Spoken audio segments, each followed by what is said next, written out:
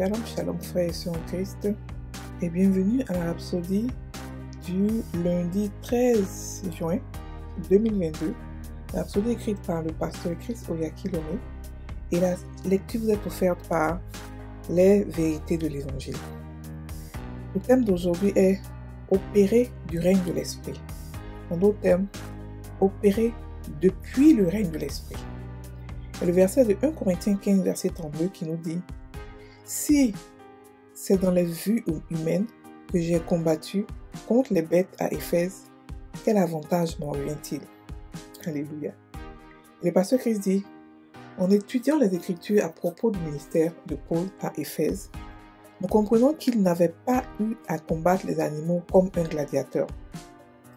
C'était illégal de faire des citoyens romains des gladiateurs. Nous savons aussi qu'il n'est jamais allé dans la brousse pour combattre les animaux. Il n'était pas non plus engagé dans un quelconque combat avec les hommes. Alors à quoi faisait-il allusion lorsqu'il disait qu'il a lutté contre les bêtes à Éphèse? Alléluia. Dans 2 Corinthiens 1, il a décrit cette expérience horrible, expliquant que lui et ses compagnons étaient accablés au-delà de leurs forces et désespérés même de conserver la vie. 2 Corinthiens 1, verset 8 nous dit « Nous ne voulons pas en effet vous laisser ignorer, frères, au sujet de la tribulation qui nous est survenue en Asie, que nous avons été excessivement accablés, au-delà de nos forces, de telle sorte que nous désespérions même de conserver la vie. » Alléluia. Dieu, tout de même, les a délivrés de ce grand péril, mais ils étaient en prière. Et d'autres saints intercédaient aussi pour eux. 2 Corinthiens 1, verset 11 nous dit « Vous-même aussi, nous assistons de vos prières. » Ils étaient en train de lutter.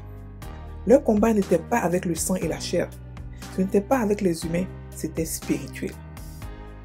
Paul a affronté la méchanceté des hommes contre lui depuis le règne de l'esprit.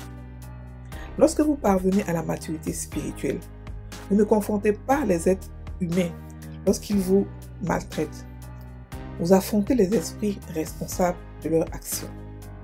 C'est ce que Paul a fait lorsqu'il a dit « J'ai combattu contre les bêtes à Éphèse ». Lorsque vous exercez la domination sur ces mauvais esprits et brisez leur influence sur le peuple, ils vont arrêter de penser et d'agir de la manière dont ils le faisaient parce que les esprits responsables de ces actions ont été liés ou chassés. Est-ce que les dirigeants de votre pays prennent de mauvaises décisions?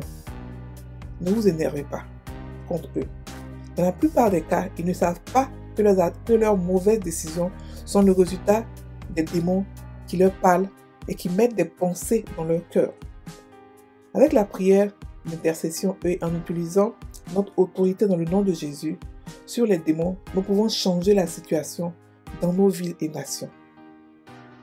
Nous devons dans la prière briser l'influence des démons sur les gouvernements et les dirigeants de nos nations.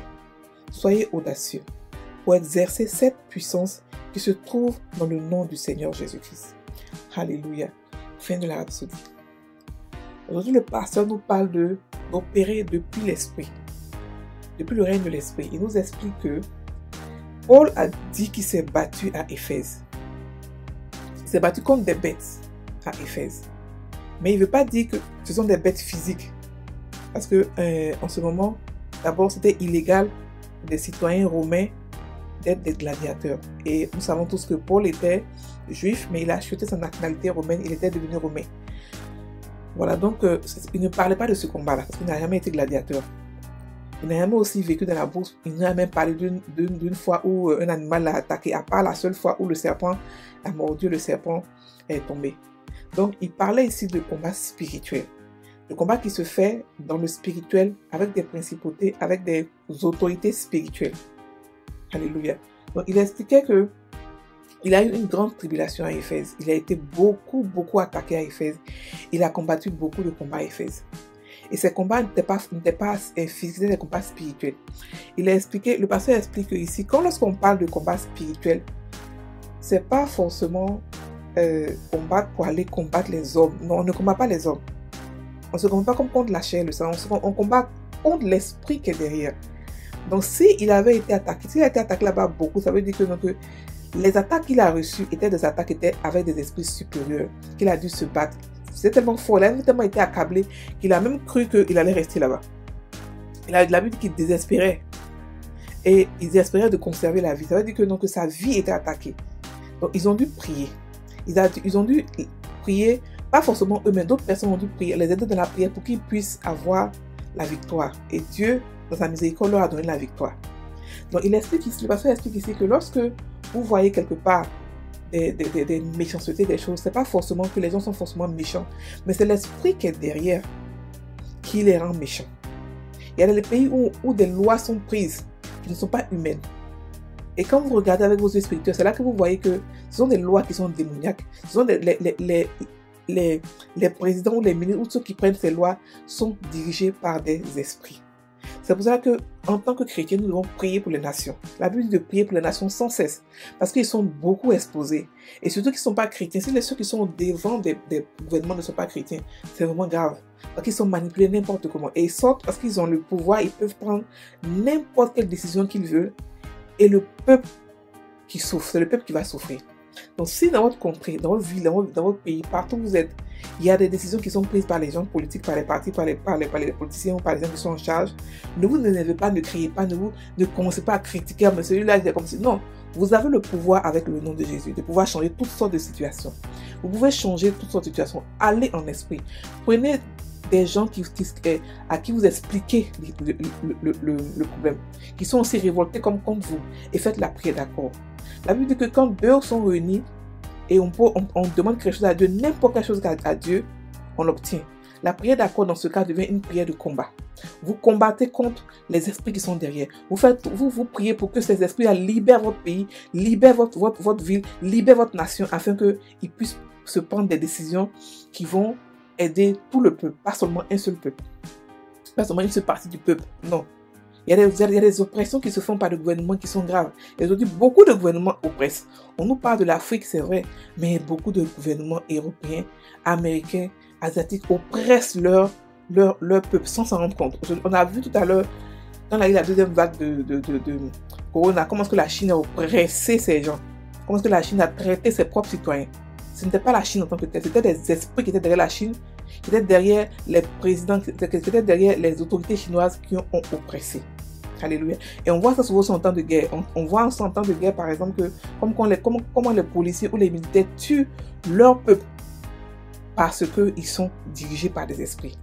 Je ne veux pas dire que donc, on doit tout mettre sur les esprits, on doit forcément laisser les autorités ne pas avoir de responsabilité à eux. Mais je veux dire que en tant que non-chrétiens, ils sont encore plus manipulables que ceux qui sont chrétiens, s'ils sont à la tête d'un gouvernement. Nous devons prier pour eux, afin qu'ils soient libérés. Nous devons prier pour eux, afin que ces esprits-là disparaissent et que l'Esprit de Dieu, la sagesse de Dieu puisse venir les encadrer et qu'ils puissent prendre des décisions pour les gouvernements, pour leur peuple.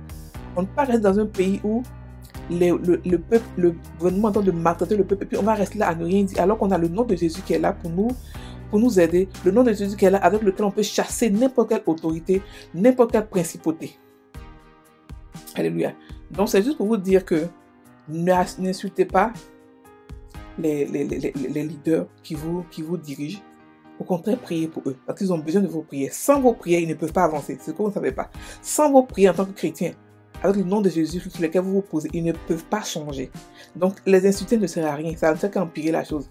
Mais ce que vous pouvez faire, votre contribution à vous, c'est de prier pour eux, pour briser les liens qu'ils ont avec tous ces esprits, afin que nous puissions vivre une vie de paix. Et eux, l'évangile puisse avancer. L'évangile avance dans la paix, dans l'amour. C'est là que l'évangile avance. L'évangile n'avance pas quand il y a beaucoup de problèmes et tout ça. Non. L'évangile avance dans la paix. C'est pour ça que Dieu nous a demandé, le Seigneur nous a demandé de prier pour nos autorités, afin que nous soyons en paix, pour pouvoir faire avancer l'évangile. Alléluia. On va maintenant prendre la confession et agir spirituellement, agir dans le règne de l'esprit, c'est-à-dire aller en prière et combattre en prière. Combattre en prière, avoir la victoire en prière, afin de revenir sur la terre. Alléluia. On prend la confession qui nous dit, je suis sensible à Dieu, aux réalités spirituelles et au monde spirituel, d'où je fonctionne depuis une position avantageuse de victoire et de domination en Christ.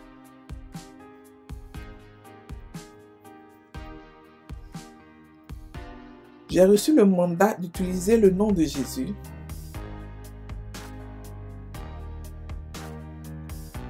et ainsi je refuse toute activité démoniaque dans ma vie.